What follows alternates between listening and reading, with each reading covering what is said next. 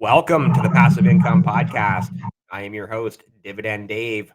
Please be sure to join the Passive Income Posse by clicking that subscribe button below. Super excited for this episode. Joining me is JB. And JB, go ahead and give yourself an introduction. Yeah, Dave, I appreciate the invitation, and I'm looking forward to being on the podcast here with you. As far as introductions go, my name's JB. I am from Ohio in the United States area, sort of northeast part of Ohio, and really came across Dave through Twitter and kind of FinTwit, if you will. Really been passionate about dividend investing. I do a lot more with my finances than just dividends, but typically my strategy is I'll take the profits that I make from either day trading or selling options, be it a cover call or a secured put, and then I move all those profits to my dividend portfolio. So I keep, a standard amount of money there, and then anytime I go above, X dollar amount, then I move it to the dividend portfolio. So not to get too far off base, I'm sorry, I might be jumping a little bit ahead of ourselves, but Yeah, that's fine. that's who I am and kind of what I do. And outside of that, I'm a father of three and a husband. And first and foremost, if you look at my Twitter profile, Who Day JB, and I'm a husband and a father first and foremost. Very involved in the Boy Scout program. That's a program I believe in passionately. And and then I'm a businessman during the day from my 9 to 5. And I do some trading and portfolio management on the side. Portfolio management of my own portfolio. I don't do it professionally for others. Right. Yeah, no, that's a great introduction and really tells us a lot about yourself. And I right off the hop, I'm like, that's a very interesting strategy of, you know, day trading or selling options, and then almost immediately taking those profits and like, now I've made the money. I'm gonna have this money make me more money just with dividends. Yeah, absolutely. And that's sort of the thought process there. And what you do in order to really be effective at it, you need a certain amount of capital to be able to do so. So you have to have the minimum of the $25,000 to not be flagged as a pattern day trader, because a lot of what I do is I do a lot of scalping. If I see something's on, if I see something's running up, then I'll purchase it on. I'll look at the charts and I'll make an educated decision. Obviously, it Right. doesn't always work out, and I mitigate my losses with stop losses and all that good stuff. But I do a lot of scalping because I'm not necessarily interested. My long-term investment plan is my dividend portfolio, which is where my profits go. So the money that I use to day trade and to scalp, and occasionally, to sell covered calls or cash secured puts, that money stays separate, and then I just take the profits and I move them. So my strategy sort of changes day by day at a micro level, but at a macro level, it remains the same. Yeah, very interesting. I love that. That's fantastic. I think you're the first person. Here we are up to episode 87 or 88 of the Passive Income Podcast, 88 or 87 different people. And you're literally the first person to say it like this of like, I'm making profits on whether it's, scalping and day trading or selling options and cash secured puts. And I'm just taking those profits and putting them right into my long-term macro goal of having the dividends rolling in every month, every quarter, whenever they happen to be paid out. Yeah, the reality is it just depends on what you're looking to do and what your end goals are. For me, my long-term dividend portfolio is the vehicle that's going to take me in perpetuity until the day that I move on, right? Yeah. And then I pass that down. Like my ultimate goal is to have enough dividend income to where I never need to sell or cash out any of those stocks.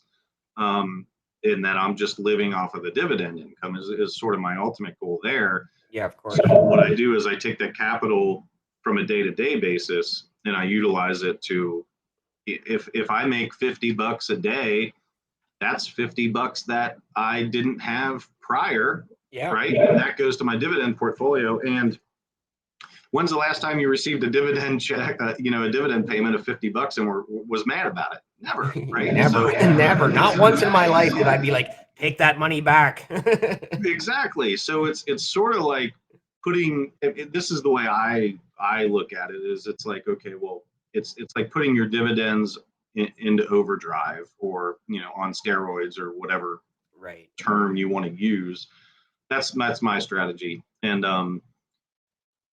I've had success with it. It primarily for, I mean, today was terrible. Today was a horrible day. I'm not gonna lie. It was a horrible day, probably for a lot of people. But yesterday was probably a great day. Yesterday the It was markets a ran great up day. like crazy. Yeah, and my week was good. So, but more importantly today for me is I mitigated my losses. I got into some trades I felt really good about going into them. And they just immediately didn't go in my favor. So, I cut them pretty quick, and I'm sitting on all cash going into the weekend in my trading portfolio. And that's kind of where I like to be.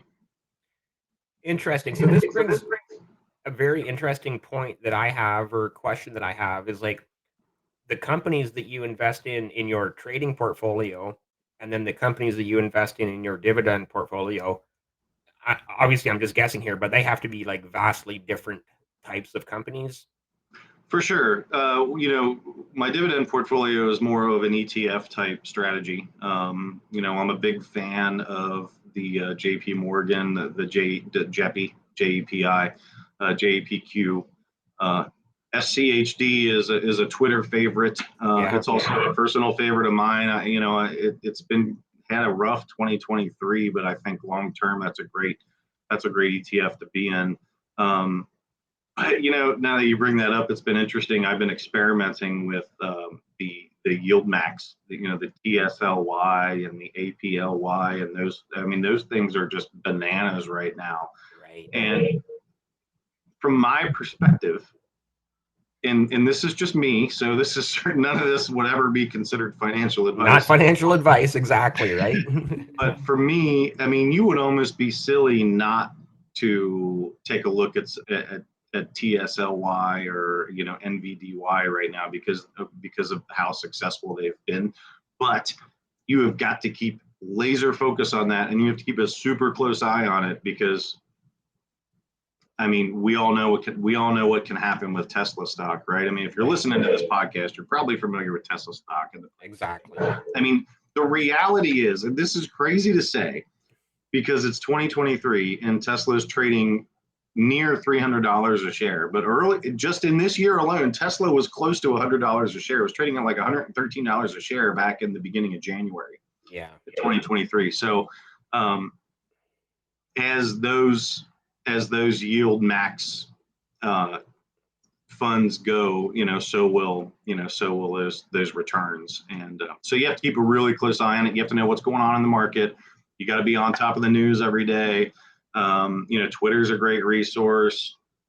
Yahoo Finance is something that I like. I have the app on my phone and I pay close attention to it. So as long as you're connected enough and you pay close enough attention and you're not afraid to make a move, I think you'd be silly not to get into something like that right now. Yeah. It's amazing the run up Tesla has had in 2023, from, like you said, that early on stage of trading at near $100 and now up to around, is it over 300? It's over 300 now, I think. No, I don't know. I don't think so. And I have to be honest. At no point, I've never in my entire life owned a single share of Tesla. Never. I own TSLY. The price action for Tesla and Nvidia, it's too volatile for me. Right. It's not what I'm looking for. It's just too unpredictable. When I day trade and when I scalp, I look for patterns and more predictable, when I'll see a candle, like a tweezer bottom, right? Yep. And then the candle will start to go up, and then if it goes down again and bounces back up, I might catch it on the second run, never on the first run. But I always wait for like a retest, or I wait for like a candle confirmation before I get in, because at the end of the day, what is a few cents on a share going to matter if it gives you the confirmation that, this stock is heading in this direction right now. And Right. it's a strategy that works more often than not, but on days like today, it didn't work very well. I am interested going back to your like long-term dividend portfolio, and I kind of want to unwrap some of the companies that are in that portfolio. And I'm guessing there's probably a lot of like the favorites again. I don't know. I'm just gonna throw out a bunch of names, and you tell me if they're in there. The Coca-Colas, the Pepsis, the Home Depots, um, the Walmarts, the Costcos, any of those like fan favorites. Like sort of, I So, guess I feel free to no, start yeah. anywhere is what I'm saying.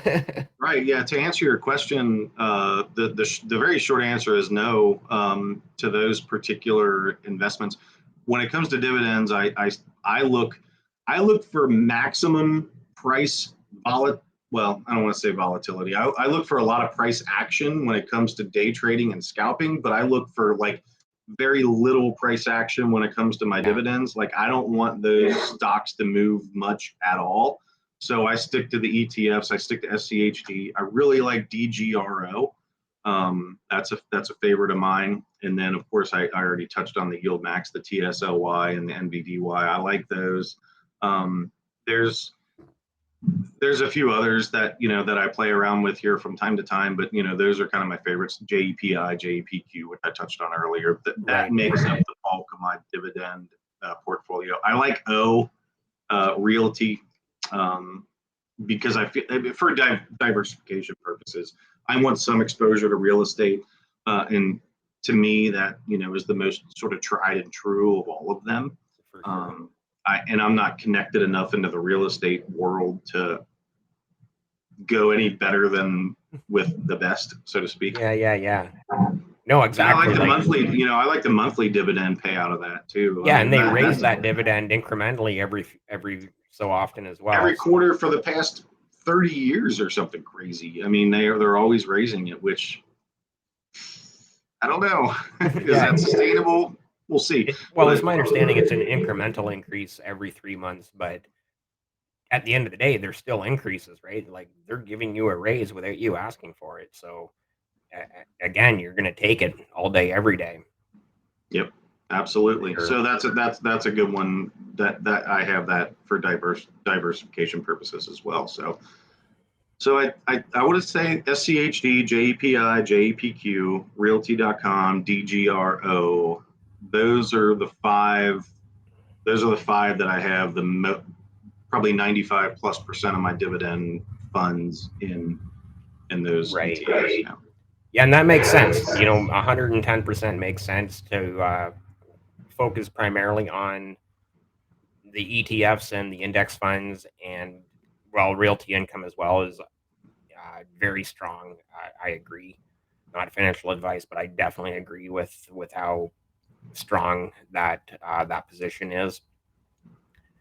So yeah, that's great. It's kind of amazing that you're not tempted by many of those companies I mentioned in a couple minutes ago, of like the Home Depots and the Lowe's or the Coca-Colas, McDonald's, and I didn't say McDonald's, but Yeah, I mean, Pepsi, all those like all occasionally those I'll day trade some of those, like Nike, for example. They pay a dividend, right. and I got Nike had some bad earnings. Was it last week or the week before? They had some bad earnings, and they went down like from like 113, 114 overnight to 103, 104.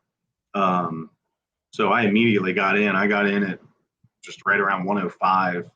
Rode that puppy up. That was a swing trade for me, but I Hmm. rode it up to 106, 107 and sold, which doesn't sound like a lot, maybe, but I mean, I had a fair amount of capital. So even a small movement in price action was enough for me to take those profits and move it to dividends. So like ultimately, like my ethos is if I have $30,000 and I put it in a stock that cost $100 and that stock moves to $101,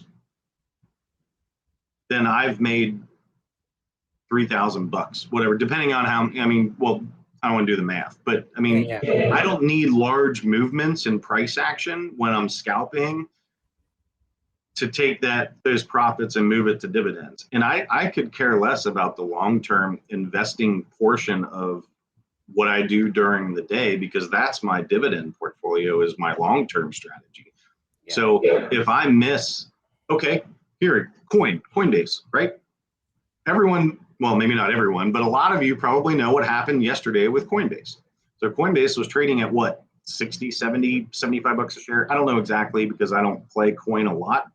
But then XRP, the cryptocurrency, won its lawsuit to have their crypto registered as a security, I think. Don't quote me on that. I'm not. Yeah, actually, it's the other way around. I think it was to be recognized as not a security. Okay, yeah, I'm not a big crypto guy, so like don't.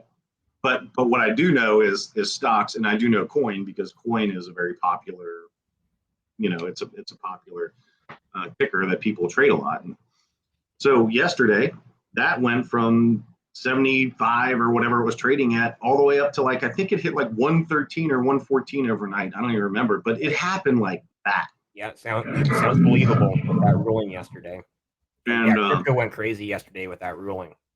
Oh yeah, and crypto went nuts too. And I don't, I don't have much in crypto, but to be clear and for transparency, I've got a couple $1,000 in Bitcoin, just because I don't. Yeah. I don't want to be that guy left at the train station in case this thing really does take off to the moon. Oh wow, interesting. I am also very. It sounds like you've done an incredible job of separating emotions from trading, which is obviously one of the most difficult things for anyone to do. And you've went about it on your day trading side, just very businesslike. I'll take that. Like you mentioned, if it goes from 100 to 101, I'll take my profit and call it a day.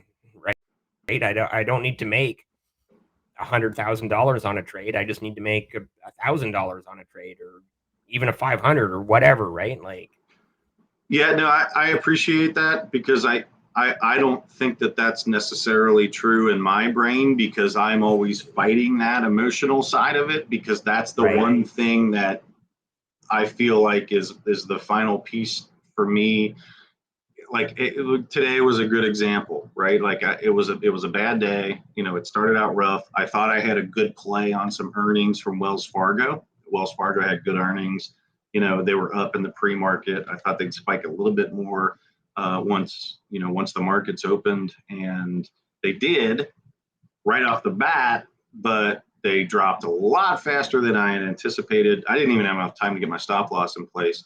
So, and then I was like, man, okay, I got to make that up. So I did the, with revenge trade, right? So, but I'm very meticulous about making sure I set my stop losses.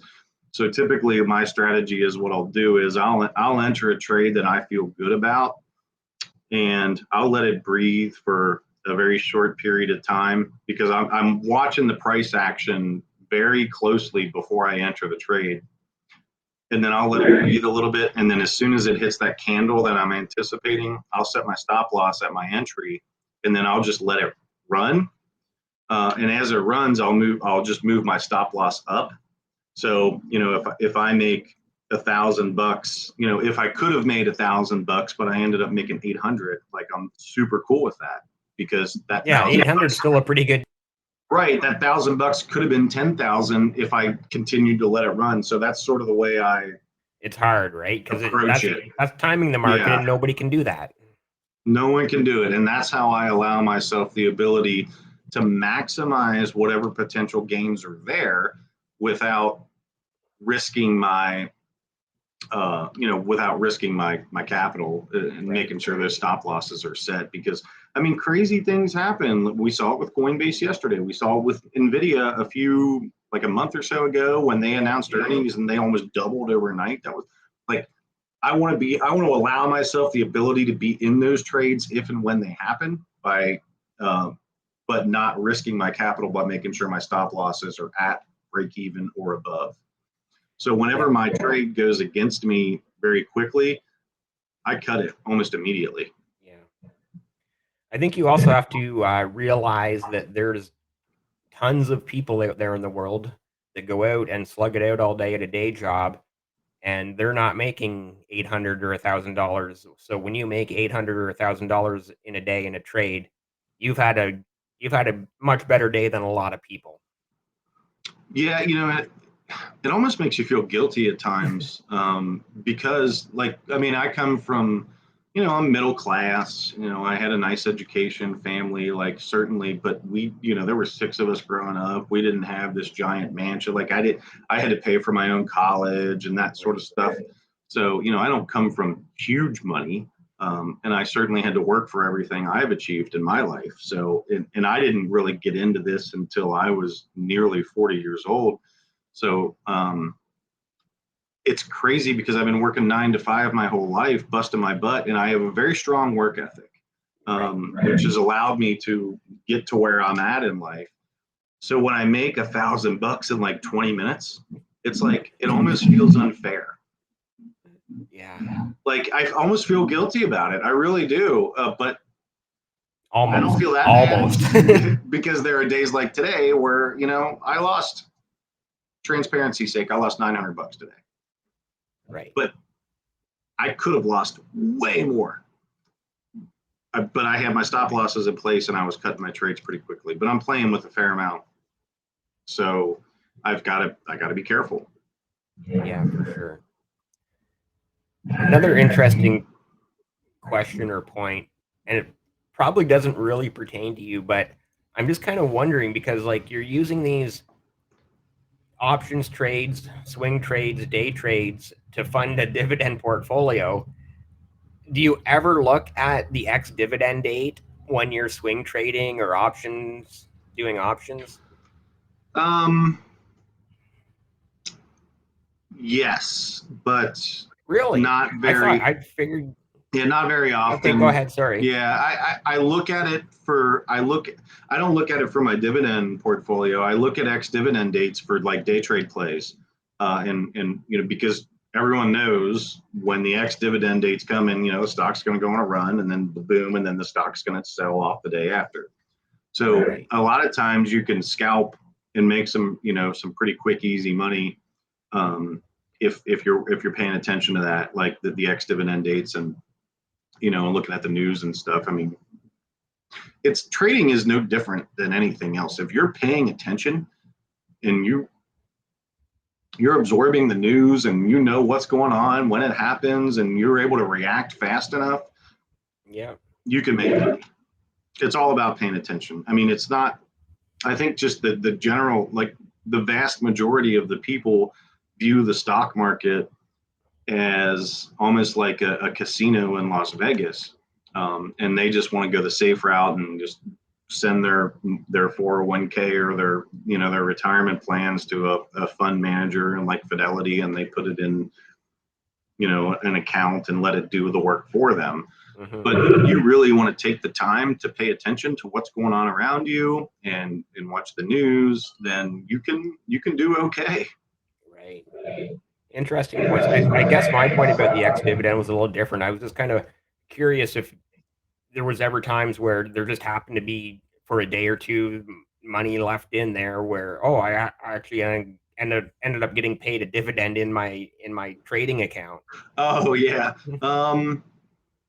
It's happened before, but not anything that I can recall. I like to end the day in my trading portfolio in cash. That's Right. my goal.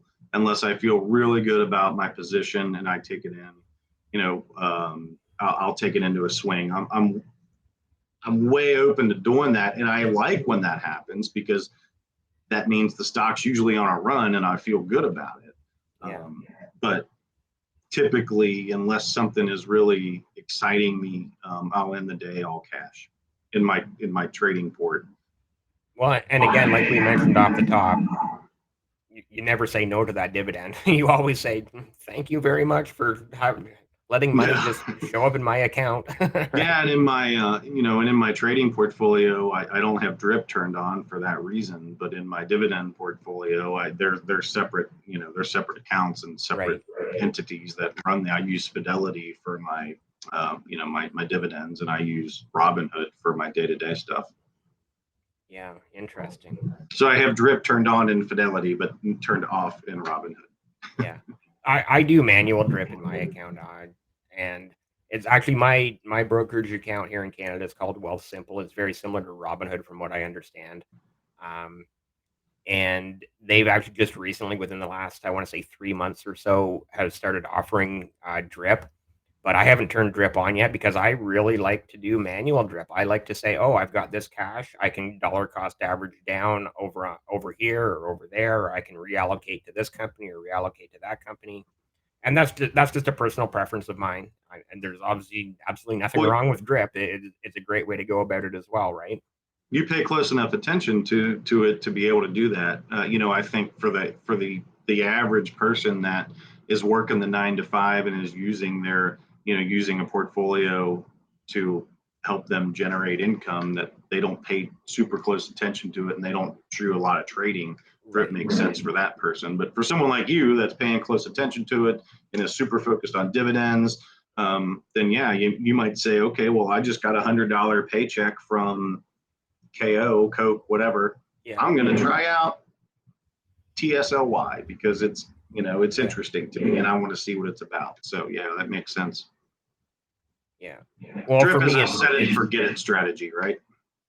exactly. Yeah. Yeah. No, for me, it's really about dollar cost averaging down on the positions I already hold. I'm like, oh, this one's down a little bit from my average price. I can buy more and get my average price down even more. So Yeah, that's and for the majority of my positions, obviously I believe in them. So why wouldn't I do that, right? absolutely. Yeah, absolutely. Yeah, I'm a firm believer in the DCA approach. I employ it in my dividend portfolio. I do have like auto draft DCA for SCHD in my dividend portfolio and in my wife's portfolio because she could give. Yeah. She doesn't care at all about any of this kind of stuff, but I have her account set up for her in her name, and I she she's on DCA. She just doesn't know it. Yeah. Well, good for her, right? That's That's perfect. right. That's Yeah. perfect. Yeah. Awesome. Awesome. I do have to kind of circle back to SEHD and Realty Income, ticker symbol O. Again, those are very two of the biggest fan favorites on in the Div Twit community, and even here on the Passive Income podcast. I want to say at least 95 to 98% of American guests I've had here, and actually even several Canadian guests I've had here on the Passive Income podcast, have those two companies in their portfolio. Or sorry, Realty Income as a company in their portfolio, and SCHD as an income fund in their portfolio. And yeah, you look companies in the basket of SCHD, and you're just like, wow. So again, circling back again to what I was talking to you about, like Home Depot and all of those companies, you don't own them directly, but you do have a pretty good chunk of them with SCHD. Which is exactly why I don't own them directly. To be quite honest, I mean, Yeah, fair point. I own them through SCHD, and Charles Schwab is such a reputable organization Yeah, to of course. be investing with. And Realty Income, of course, they've built themselves quite the reputation over the years. So, when you really dig into realty and look at some of the properties that they own for, like Dollar General, and some of these bigger, like these huge, massive corporations, it's impressive, and they're not going anywhere Yeah. anytime soon. And so that's sort of my ethos with that, is with the dividend piece, is to SCHD and DGRO. And the thing is, like, that's kind of unique about it. Let's take those two, for example, SCHD and DGRO. When you really break it down and you look at like the holdings that each one of them have, they're not all that different.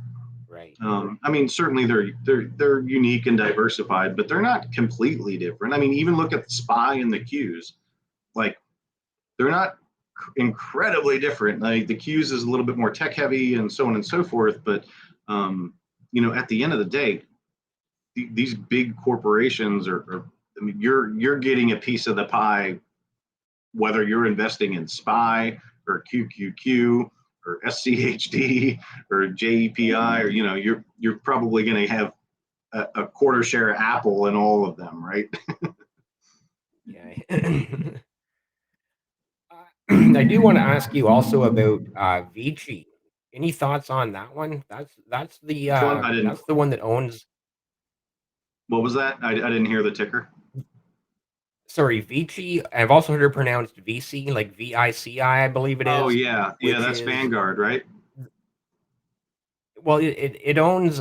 I believe. Correct me if I'm wrong, but from what I understand, it owns a lot of the property on the Las Vegas Strip. So their their leaseors are like the Bellagio and Caesar's Palace and MGM Grand and whoever else might be Let me check them out real paying fast them. because Yeah, yeah, please do. I don't have. Because this has been another interesting topic with a lot of my American guests. Obviously, Las Vegas is well, Las Vegas is Las Vegas, right? It's an animal unto itself. But it's just the idea of being able to own a little piece of the carpet fiber in the Bellagio. Yeah, on quick glimpse here, I'm actually kind of upset with myself for not noticing this earlier. Currently trading at 31.50 a share with a yield of 4.97, just under 5%. But it looks like their big thing is gaming and hospitality. Right. So I'll have to check it out. I can't comment on it because I don't know much about it, but certainly going to look at it because I mean that seems Yeah, fair point. seems I'm pretty glad I pointed that inexpensive. out to you. Yeah, for sure.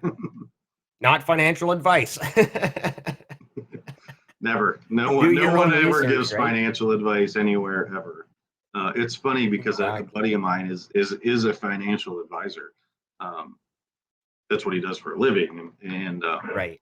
he gives me little tips and tricks, and he's like, not financial advice. I'm like, dude, we've known each other for 25 years. Like, it's okay. I get it.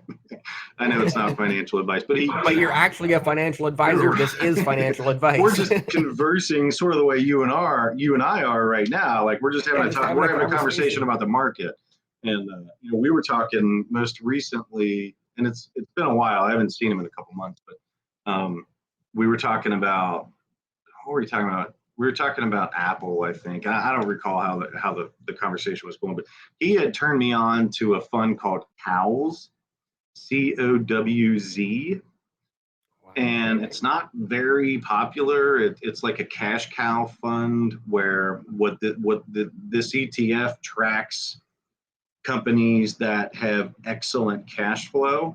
It invests in those companies and then pay a dividend on that. So I've looked at it, but I haven't dabbled in it myself yet. But Yeah, I've never heard of that one, so yeah, I'll it's have not to look very into that one. popular, but he said that he thinks that it could have some legs. So Right. we'll see. Not financial advice from not a financial advisor. No, that's exactly it. Here on the Passive Income Podcast, it's always just people having conversations, and we hope the viewers and listeners, take something positive away from these conversations. I am going to quickly pull up your Twitter Yeah, here, sure. and That's me. so you can find JB at who day Day. JB. Yep. I'm a Cincinnati Bengals fan. I don't know what that means. NFL football team. No, I know what the Cincinnati Bengals means, but Oh, what does who day Who JB Day mean for the is the Cincinnati chant for Bengals? the Bengals. Yeah. So the Bengals fans chant Who Day, when they're Oh, excited. I Yeah. see. It's yeah. Okay. Originally from that area, but yeah, no, that's me. Like I said earlier, family first. I'm an outdoorsman. I love hunting. I love fishing, camping. Um, anything outdoors. I'm a scout. I'm a Boy Scout leader. I'm a scoutmaster for my son's troop, and I love investing and trading stocks and selling options, and I like being in charge of my financial future. Awesome.